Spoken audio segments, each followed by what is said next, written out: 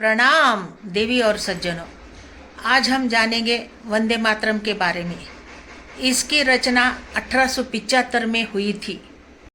इसकी सटीक तारीख इतिहास में दर्ज नहीं है, इसलिए 2025 को वंदे मातरम के 150 गौरवशाली वर्ष के रूप में मनाया जाता है।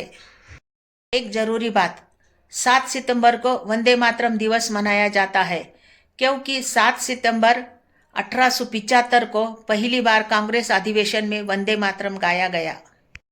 तो सज्जनों, जानते हैं वंदे मातरम की 150 वर्ष की अमर यात्रा को 1875 से 2025। तो बात करते हैं एक ऐसे गीत की जो केवल एक शब्द नहीं, भारत माता के प्रति श्रद्धा का उद्घोष है। तो इस वर्ष 2025 को वंदे मातरम को पूरे 150 वर्ष हो गए हैं। 2025 को वंदे मातरम को पूरे 150 वर्ष हो गए हैं। तो आइए जानते हैं इसके संघर्ष, जन्म कथा और गौरव गाथा को। मातरम की रचना 1875 में हुई थी। इसे देश के महान साहित्यकार और राष्ट्रभक्त बंकिम चंद्र चट्टोपाध्याय ने किया था। इसे संस्कृत और बांग्ला मिश्रित भाषा में इस गीत की रचना की गई थी। वंदे मातरम इस गीत का अर्थ है, माँ मैं तुझे नमन करता हूँ।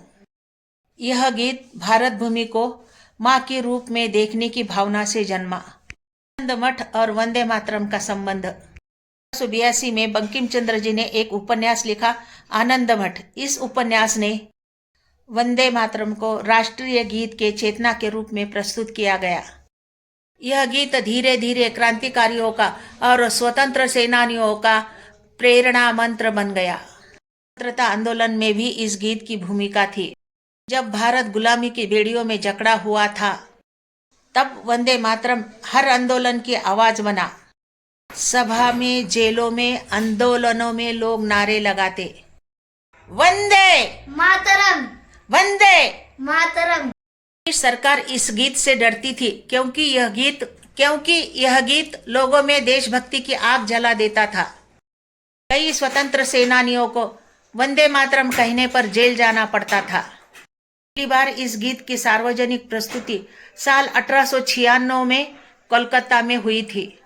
भारतीय राष्ट्रीय कांग्रेस के अधिवेशन में रविंद्रनाथ टैगोर ने इसे पहली बार सार्वजनिक रूप से गाया। दादी, ये वंदे मातरम कौन लिखा है? ये वंदे मातरम बंकिम चंद्र चट्टोपाध्याय ने लिखा है। समझ में आया? उस दिन से ये गीत पूरे देश की आत्मा बन गया। इस गीत को राष्ट्रीय गीत का दर्जा स्वतंत्रता के बाद मिला। अब ये तय हो रहा था कि राष्ट्रगान और राष्ट्रगीत क्या होगा। जन गण मन को राष्ट्रगान बनाया गया और वंदे मातरम को राष्ट्रगीत का सम्मान मिला। क्यों सम्मान मिला? क्योंकि वंदे मातरम ने भारतीय स्वतंत्रता संग्राम में अद्वितीय भूमिका निभाई थी। वंदे मातरम केवल गीत नहीं, भावना है। मातृभूमि के लिए सम्मान, प्रकृति, नदियों, खेतों की पूजा। भारत को जीवित माता मनाने का भाव हमें ये सिखाता है, देश केवल जमीन नहीं, वह हमारी माँ है।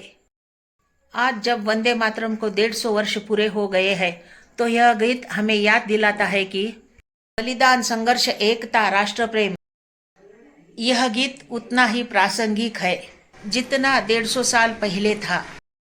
वंदे मातरम केवल इतिहास नहीं, ये हमारी पहचान है।